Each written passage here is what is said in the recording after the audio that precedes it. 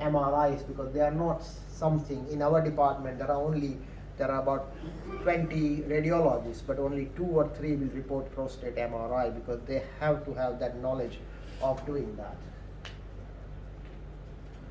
Now what happens with ultrasound fusion MRI guided biopsy is that these are the special technologies that we use, where you have an MRI scan which a patient has had it done, and then there is a system that you load the MRI, and then you have an ultrasound scan that fuses the image of MRI onto your ultrasound scan, and you then merge that image, and then you mark that lesion with an ultrasound scan, and then you will do the biopsy. And I started that in my department, and our diagnostic rate has gone very high, and we are currently doing an audit of people, of a radiologist, one dedicated radiologist, how long it took him to learn the fusion biopsy compared to a urologist to learn how to do the interpret MRI scans. So it's a kind of teamwork that we do.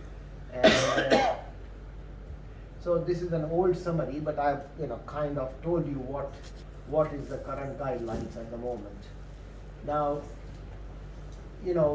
some, as I said, anterior cancers, 20% of the cancers will be anterior. So you do the biopsy is negative, and then you monitor the patient, the PSA is going up, you wonder what's happening. So, again, what will you do before biopsy? And this is all against anticoagulant, and you don't do enema, you continue aspirin, and what antibiotic will you give? And we did this, people who had transrectal biopsy, the most important complication they have is sepsis, and people even die from sepsis because it goes through the rectum, and the biopsy needle goes through the rectum, goes into the prostate, and rectal mucosa will be infiltrated with fecal flora, and you will produce high grade of sepsis in a limited number of patients. It's about 3%, 2 to 3%, but when they get it, there is a problem. So we normally started doing rectal swaps to see if they're sensitive to antibiotic that we used to give called ciprofloxacin. So if somebody has been out of the country and they have a history of diarrhea, etc., their cipro will not be absorbed properly. If they've been on quinolone, that decreases the sensitivity of cipro with this procedure. So in that case, we'll give them gentamicin. And there is no correlation between how many number of biopsy you take. You take 4 biopsy or you take 12 biopsy. If you're going to get sepsis, you're going to get sepsis. Again, there is a mortality of biopsy 0.09%. So people do die from biopsy. However, the hospitalization is much higher, and the cost of looking after septic patient is much higher. So again, risk is infection, hematuria, hematospermia, LUTS, sepsis, all these are complications of transrectal biopsies.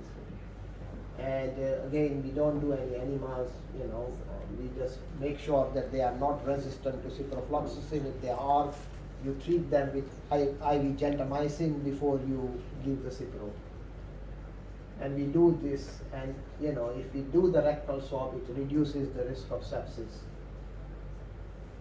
Again, anesthetic, people now do all the biopsy with anesthetic. I'm sure you guys do that as well, so there's nothing new in that. And this is the periprostatic block that we give, and these are the nerves which gets paralyzed through the needle that goes through the probe, and patient tolerated it very well. I mean, there is no problem. And we give about 10 mils of lignocaine bilaterally, and patient tolerate biopsy quite well. Again, periprostatic block reduces the pain. It's nothing to be new about. And again, in fact, you think you've taken a lot of prostate, but in reality, only you've taken is only 12 codes, and that's not too much. Again, in the past we were doing sextant biopsy, but now we do extended biopsy, and that's the protocol for ultrasound guided biopsy. I'll tell you what we do now. Again, you have a large prostate, the risk of hitting the cancer is low. If you have small prostate, you're going to hit the cancer more often. Again, more biopsies you take, more likelihood of you taking likelihood of picking up the cancer. And this is what I was telling. If you have a cancer anteriorly, you go through the rectum and you are not going to hit that cancer. And therefore, now what we do is, as they say, sextant biopsies are insufficient, you will miss the cancer and the false negative results will be high because you will miss apical and lateral sampling, which is critical. So, when will you do repeat PS, repeat biopsy when, you have, risk of high-grade thin, ASAP, changes in the markers, then you would consider a repeat biopsy. Again, you do 12 to 14 course side firing probe and take a second opinion from the pathologist, and you do the biopsies accordingly. And this is again a schematic representation, and this again probe that end fire and side fire, where will you reach? And it's important that you can reach up to the top of the prostate, otherwise you will not hit the area that you want to consider biopsy. Again, same thing, transrectal saturation biopsies, and once again, the more biopsy you do, the more pickup rate. That's not a common. Higher the PSA, higher the cancer. And once again, now we do this transperineal local anesthetic template biopsies, which when you think about it, you think that, how will patient tolerate? But they tolerate it very well. We do 4 in an afternoon, and they walk in, they walk out, and you then do the biopsy through a different grid, and you can hit the prostate of all different areas, and the accuracy is much higher with that. And again, this is again, you can look at that we are detecting some insignificant cancer. We wouldn't be treating insignificant cancer. Anybody with low PSA, Gleason grade less than 6, we will just put them on active monitoring program. We wouldn't treat them unless they go Gleason 7, 3+4, 4+3, high volume, high grade cancer, then you would treat them. So in conclusion, you look at all the parameters, discuss with the patient. If they want it, they have PSA, then you do the urinary markers, then you do the biopsy, etc.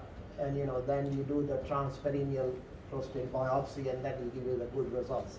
I've got only 3 or 4 more slides. I will show you. Further, you want me to just put that?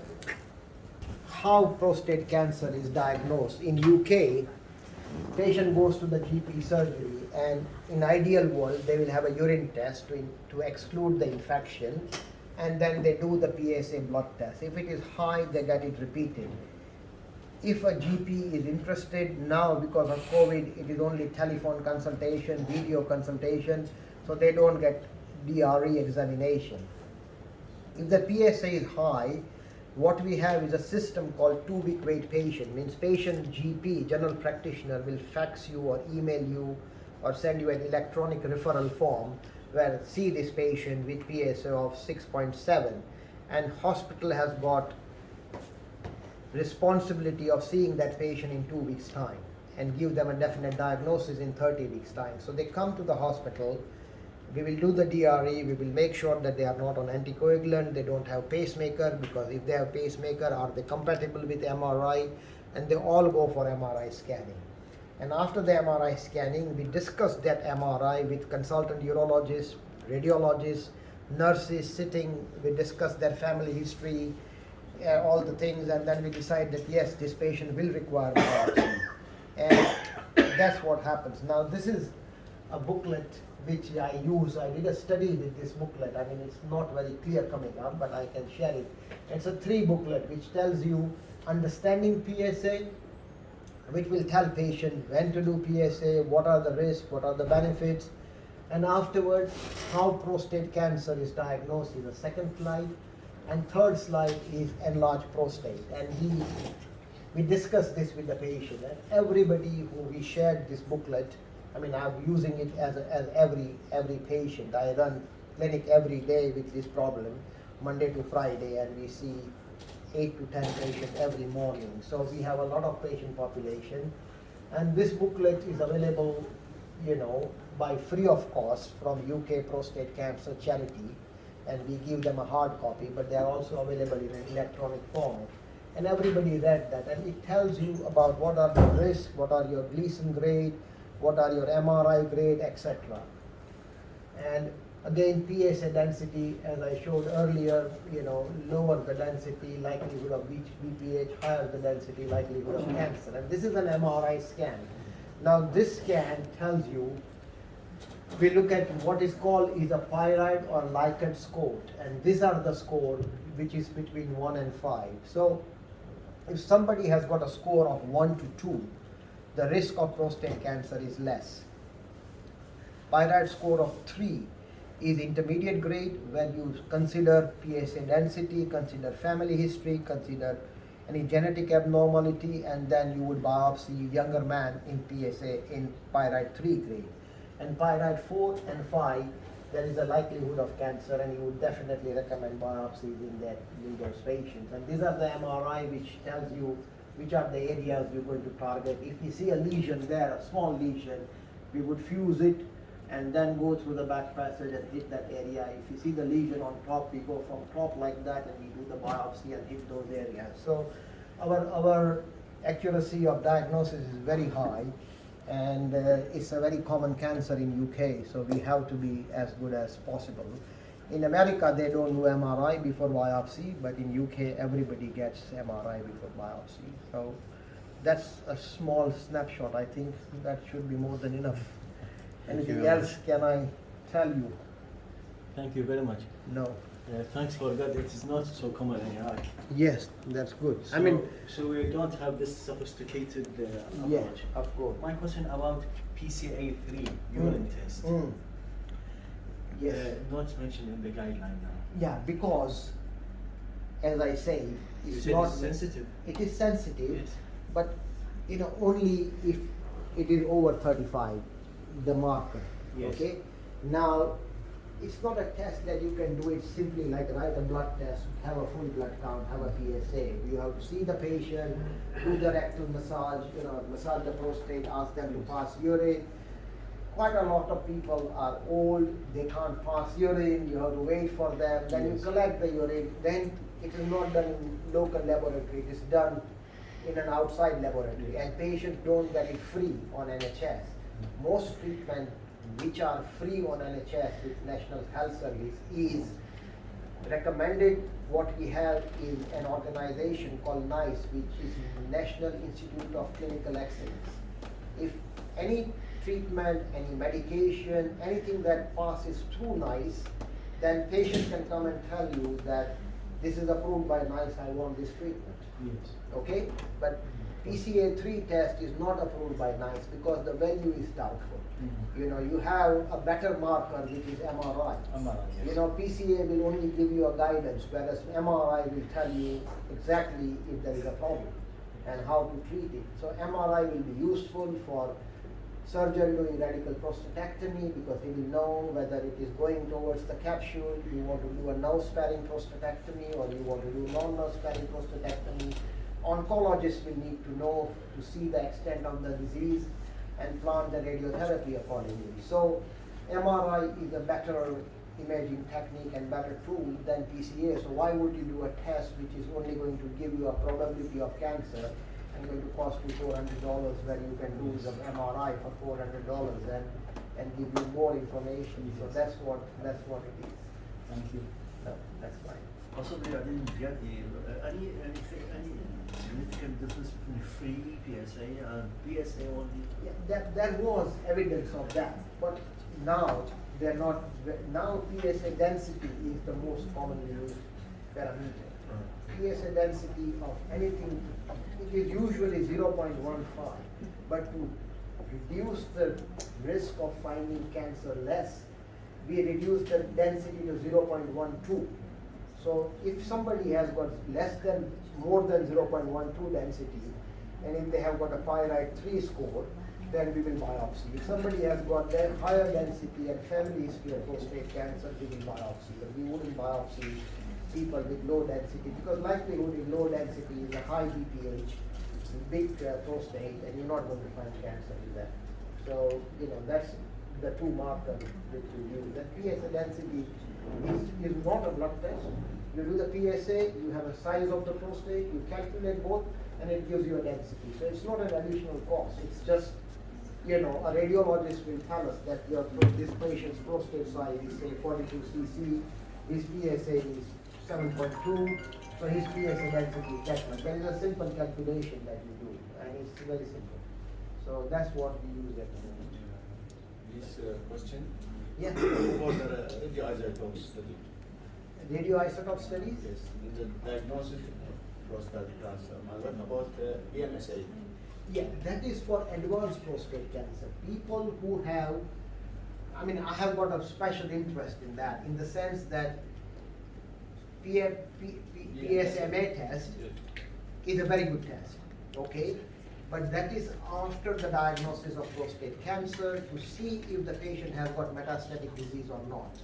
Now, all the study, all the medication, this expensive medication called abiraterone or enzalutamide, or all those new anti-cancer medication for prostate cancer, the study was done on the basis of CT scan and bone scan. Okay, so if somebody has got a prostate cancer, say Gleason 8, PSA of 13, you do a bone scan, you do a CT scan, there is no evidence of metastatic disease, you consider them as a non-metastatic prostate cancer. However, there will be micrometastasis in some patients, okay? And would you do that? So somebody who has a PSMA scan and shows a micrometastasis, then he becomes a metastatic patient rather than non-metastatic patient, and the treatment will change. So all the data of study of benefit of medication was on the basis of CT and MRI. But PSMA is definitely coming. I mean, my colleague, who was an orthopedic surgeon, he's 57 years old man. He came in suddenly with PSA of 47, okay? And he had a CT scan and a bone scan. CT scan showed a lesion in his femur. And straight away his stage became metastatic. And he's a young man of 57. He was worried. He got his biopsy done of that area, which didn't show cancer.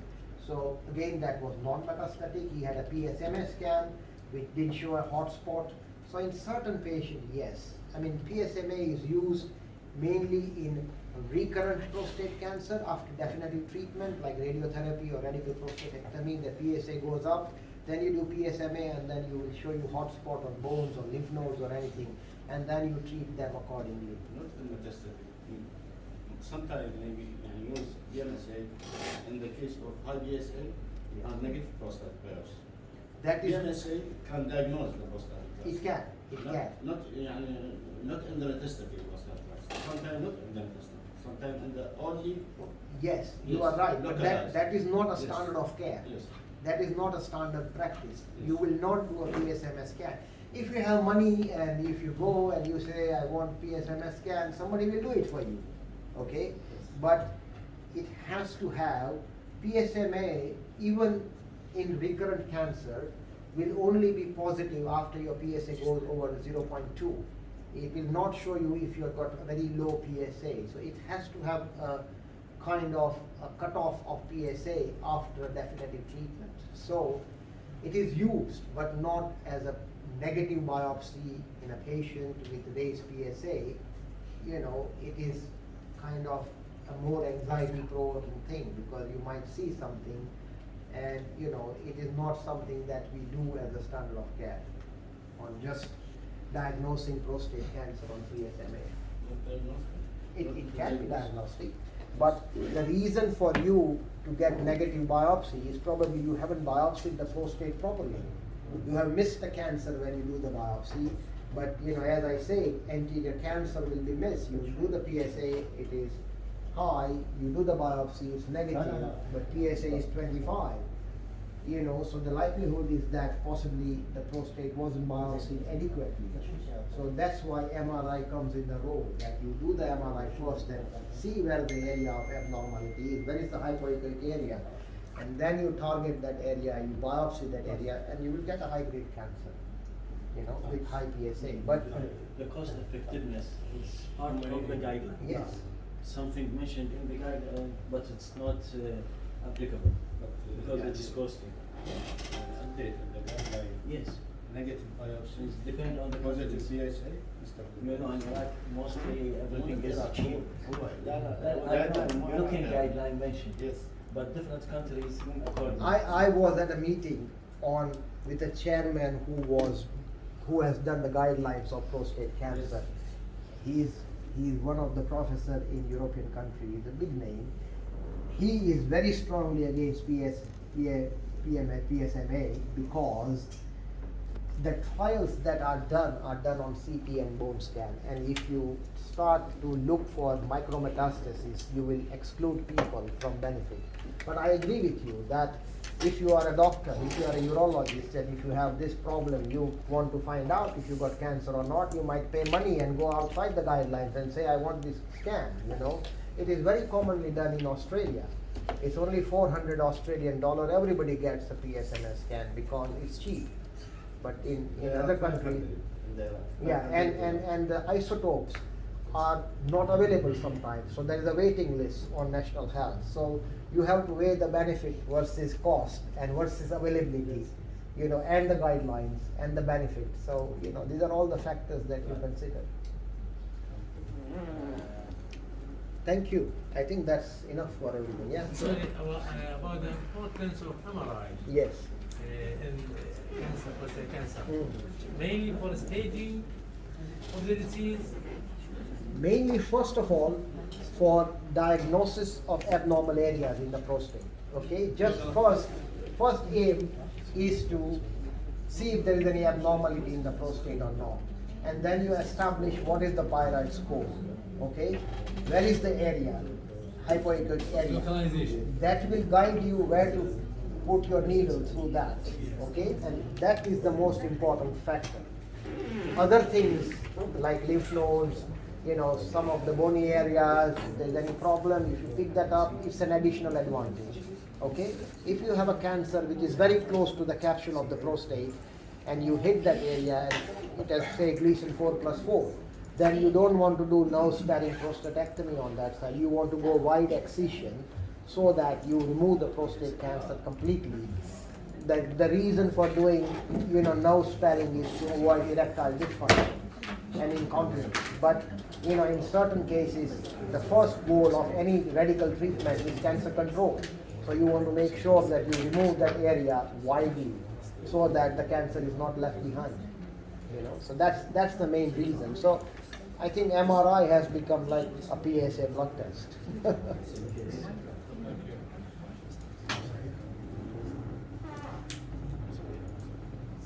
Thank you.